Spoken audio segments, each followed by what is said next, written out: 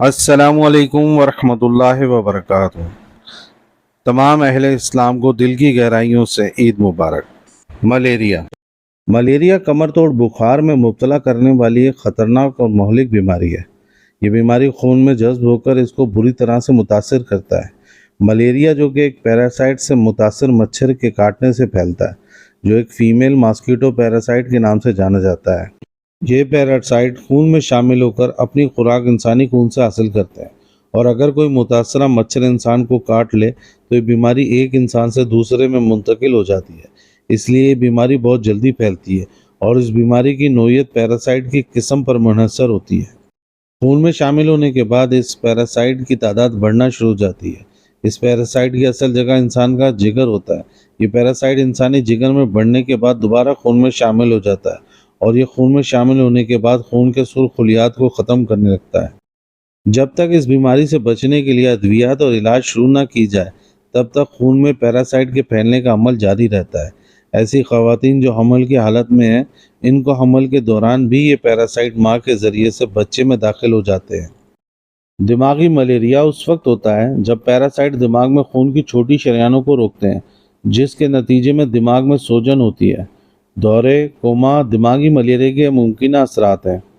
Malaria کی ابتدائی علامات: اس بیماری میں شدید تیز بخار چڑھتا ہے، اور اسی کے ساتھ ہی جسم شدید کپکپاہٹ کا شکار رہتا ہے، اور اس میں انسان کو شدید سردی لگتی ہے، جس کی وجہ سے اس بیماری میں متاثرہ شخص اکثر بے ہوش بھی ہو جاتا ہے۔ اس بیماری کے بڑھنے کی شدت کے ساتھ ساتھ جسم کے مختلف اعضاء بھی کام کرنا چھوڑ دیتے ہیں، اور یہ مریض اس حالت میں مہلک بھی ثابت ہو سکتا ہے۔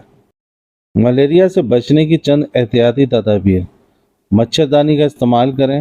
مچھروں سے بچنے کے لیے گھر کے دروازے اور کھڑکیوں میں باریک جالی لگی ہونی چاہیے۔ گھر میں باقاعدگی سے مچھر مار اسپرے کروانا بے حد ضروری ہے۔ پانی کی نکاسی کے نظام کو بہتر بنائیں۔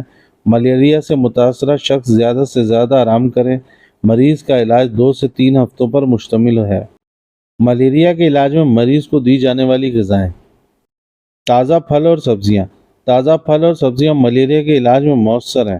ایسے پھل اور سبزیاں کھانے چاہیے جو وٹامن اے اور سی سے بھرپور ہوں۔ پپیتا، کیوی، لیمو، کنو، اناناس، گاجر اور انگور۔ زیرہ: 1 چمچ زیرہ لے کر اسے اچھے سے پیس لیں، پھر اس میں زیرے کے برابر 3 گنا زیادہ گڑ ڈال کر اس کی گولیاں بنا لیں، اور جب بھی ملیریا کے مریض کو بخار میں سردی محسوس ہو تو زیرے اور گڑ کی بنی گولیاں کھلائیں۔ اس سے مریض کی سردی کی شدت میں کمی ہوگی۔ تلسی کے پتے: اگر ملیریا ہو جائے تو بخار آنے پر تلسی کے پتے اور پیسی ہوئی سیاہ مرچ کو 2 گلاس پانی میں ڈال کر چائے کی طرح ابال لیں۔ جب اس پانی کا چوتھائی حصہ رہ جائے تو اس میں مصری ڈال کر ٹھنڈا کرنے کے بعد پلائیں۔ اس کے علاوہ تلسی کے پتے اور اس کے ساتھ کالی مرچ کو چبا کر بھی کھایا جا سکتا ہے۔ دار چینی: 1 گلاس گرم پانی میں 1 چمچ دار چینی کا پاؤڈر لیں۔ اس میں 1 چمچ شہد ڈالیں اور 1 چٹکی بھر کالی مرچ۔ اچھی طرح گھول کر ہر روز پینے سے ملیریا کا بخار آہستہ آہستہ کم ہوتا چلا جاتا ہے۔ کلونجی: 1 چمچ کلونجی لیں۔ اس میں 1 چمچ لیمن کا رس اور 1 چمچ چینی ڈال کر دونوں کو آپس میں اچھی طرح سے مکس کر لیں، اور پھر دن میں 3 سے 4 بار استعمال کریں۔ ہلدی اور دودھ: ہلدی مچھر کے زہر کی وجہ سے جسم میں پھیلنے والے پلازموڈیم انفیکشن کو ختم کرتی ہے۔ 1 گلاس دودھ میں ہلدی ملا کر پینے سے ملیریا کی وجہ سے ہونے والے جوڑوں اور پٹھوں میں ہونے والے درد کو کم کیا جا سکتا ہے۔ میتھی دانہ: میتھی دانہ اچھے سے استعمال کرنے کے لیے اسے رات بھر پانی میں بھگو کر رکھیں اور اسے صبح خالی پیٹ کھائیں۔ اسے نیار منہ پینے سے جسم کو فوری طاقت ملتی ہے۔ ادرک کا قہوہ استعمال کیا جا سکتا ہے۔ ادرک کی اینٹی بیکٹیریل خصوصیات کی وجہ سے انفیکشن شدت اختیار نہیں کرتا۔ گرین ٹی: 1 کپ گرم پانی میں 1 گرین ٹی بیگ اور 1 املی کا ٹکڑا شامل کر لیں۔ ان کو اچھی طرح مکس کرنے کے بعد پانی کو چھان کر پی لیں۔